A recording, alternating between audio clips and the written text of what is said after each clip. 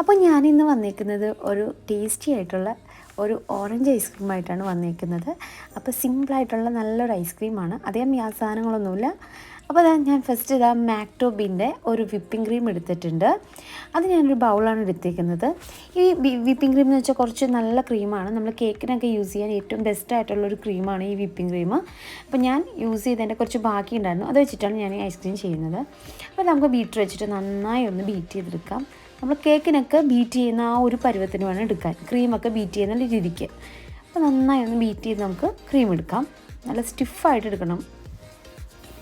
ഞാൻ condensed milk എടുക്കുന്നുണ്ട്, ഒരു ബൗള്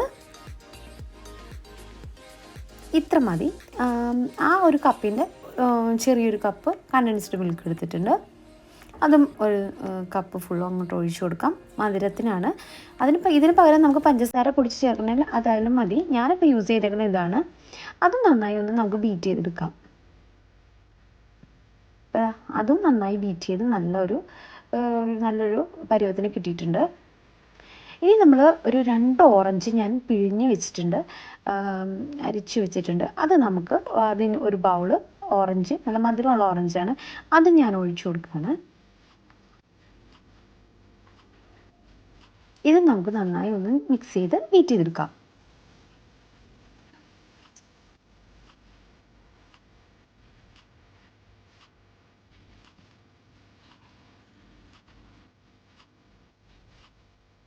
ഇപ്പം നമ്മൾ ഏകദേശം അത് ബീറ്റ് ചെയ്തപ്പോൾ ഒരു ഓറഞ്ച് ഐസ്ക്രീമിൻ്റെ ഒരു കളറിലോട്ട് വന്നിട്ടുണ്ട്.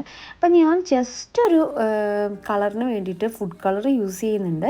അപ്പോൾ നമ്മൾ ഇപ്പോൾ കുഞ്ഞുങ്ങൾക്ക് കൊടുക്കണോണ്ട് ഞാൻ അധികം ഫുഡ് കളറൊന്നും ഇതിനകത്ത് ഒഴിക്കുന്നില്ല. കുറച്ചും കൂടി ഫുഡ് കളർ നമുക്ക് ഇതിനകത്തേക്ക് ഒഴിച്ചു കൊടുക്കുകയാണെങ്കിൽ നല്ലൊരു കളറ് കിട്ടും. അപ്പം ഞാൻ ഇതിനകത്ത് കുറച്ച് കളറേ കൊടുക്കുന്നുള്ളൂ. കാര്യം ഓറഞ്ച് ഒഴിച്ചപ്പോൾ തന്നെ ഒരുവിധം കളറുണ്ട്. അപ്പം ഞാൻ കുറച്ച് ഒരു 2-3 ഡ്രോപ്പ് ഞാനിങ്ങനെ ഒഴിച്ചു കൊടുത്തിട്ടുണ്ട്. ഓറഞ്ചിൻ്റെ കളർ അധികം കുട്ടികൾക്ക് കൊടുക്കണോണ്ട് അത്ര നല്ലതല്ലല്ലോ എന്ന് ഓർത്തിട്ടാണ് ഫുഡ് കളർ ഞാൻ അധികം യൂസ് ചെയ്യാത്തത്. അപ്പോൾ നല്ല കളർ വേണമെന്നുണ്ടെങ്കിൽ നമുക്ക് കുറച്ച് കൂടുതൽ ഒഴിച്ചു കൊടുക്കാം. അപ്പോൾ ഇത്ര സംഭവങ്ങളേ ഉള്ളൂ. നമ്മൾ ഐസ്ക്രീം തന്നെ നമുക്ക് പല ടൈപ്പിലും ചെയ്യാം. അപ്പോൾ ഇത് എനിക്ക് തോന്നുന്നു ഐസ്ക്രീമിൻ്റെ ഏറ്റവും സിമ്പിളായിട്ട് ചെയ്യാൻ പറ്റുന്ന ഒരു ഐസ്ക്രീമാണ്. വിപ്പിംഗ് ക്രീം ഉണ്ടെങ്കിൽ പെട്ടെന്ന് നമുക്ക് റെഡിയാക്കാൻ പറ്റുന്ന ഐസ്ക്രീമാണ്. ഞാനപ്പോൾ കേക്കിനൊക്കെ ക്രീം ബാക്കി വന്നു കഴിഞ്ഞാൽ ഞാൻ ഇങ്ങനെ ചെയ്യാറുണ്ട്. അപ്പോൾ കുഞ്ഞുങ്ങൾക്കൊക്കെ ഭയങ്കര ഇഷ്ടമാണ് ഈ ഐസ്ക്രീം. ഇപ്പോൾ ക്രീമെല്ലാം ബീറ്റ് ചെയ്ത് വെച്ചിട്ടുണ്ടെങ്കിൽ നമുക്ക് ജസ്റ്റ് ഒന്ന് ഫോൾഡ് ചെയ്തെടുക്കാം. ഒരു സ്പാച്ചിൽ വെച്ചിട്ട് നമുക്കൊന്ന് ജസ്റ്റ് ഒന്ന് ഫോൾഡ് ചെയ്ത് മാറ്റി വെക്കാം. ഇപ്പോൾ ഈ ഒരു പരുവം വേണം. നമ്മളിപ്പോൾ ഉണ്ടോ ക്രീം നല്ല ഇതായിട്ട് കിട്ടിയിട്ടുണ്ട്. നല്ല കറക്റ്റ് ഈ ഒരു പരുവത്തിന് നമുക്ക് ബീറ്റ് ചെയ്തിട്ട് എല്ലാം ഒന്ന് മിക്സ് ആയിട്ടുണ്ട്. അത് നമുക്ക് ഒന്ന് ഇതാക്കി വെക്കാം.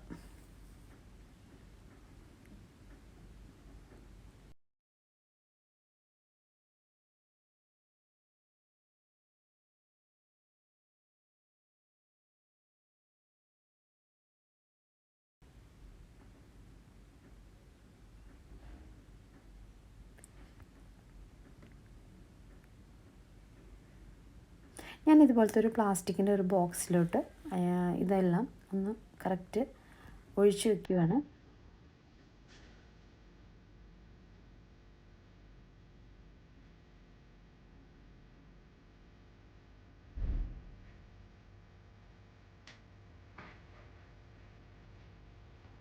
ഇനി നമുക്ക് ഫ്രീസറിൽ ഇതൊന്ന് ഫുൾ സെറ്റ് ചെയ്യാൻ വെക്കാം. ഒരു 10 മണിക്കൂർ ഞാനിത് സെറ്റ് ചെയ്യാൻ വേണ്ടി മാറ്റി വെക്കുകയാണ്. അപ്പം ഞാനിപ്പോൾ ഈവനിങ് ആണ് ഇത് വെക്കുന്നത്. മോർണിംഗ് നമുക്ക് എടുത്ത് നോക്കാം. അപ്പോൾ നല്ല കറക്റ്റ് പാകത്തിന് കിട്ടും.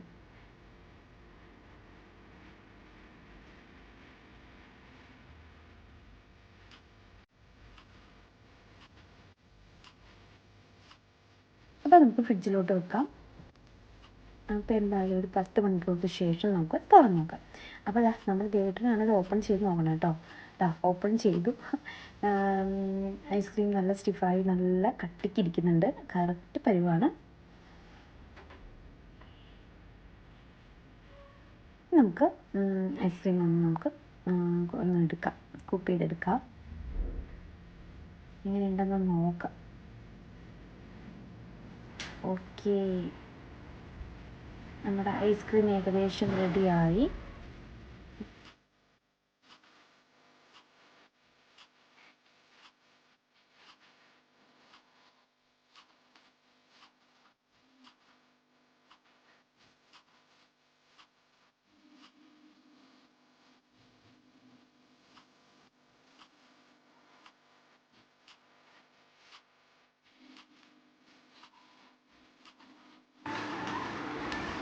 അപ്പോൾ നമ്മൾ ഐസ്ക്രീം റെഡി ആയിട്ടുണ്ട്. നല്ല ടേസ്റ്റി യമ്മി ആയിട്ടുള്ള ഐസ്ക്രീമാണ്. അപ്പോൾ ഒന്ന് ടേസ്റ്റ് ചെയ്ത് നോക്കാം. അപ്പോൾ ഐസ്ക്രീമൊക്കെ റെഡി ആയിട്ടുണ്ട്. അപ്പോൾ എല്ലാവർക്കും വീഡിയോ ഇഷ്ടപ്പെട്ടെന്ന് വിചാരിക്കുന്നു.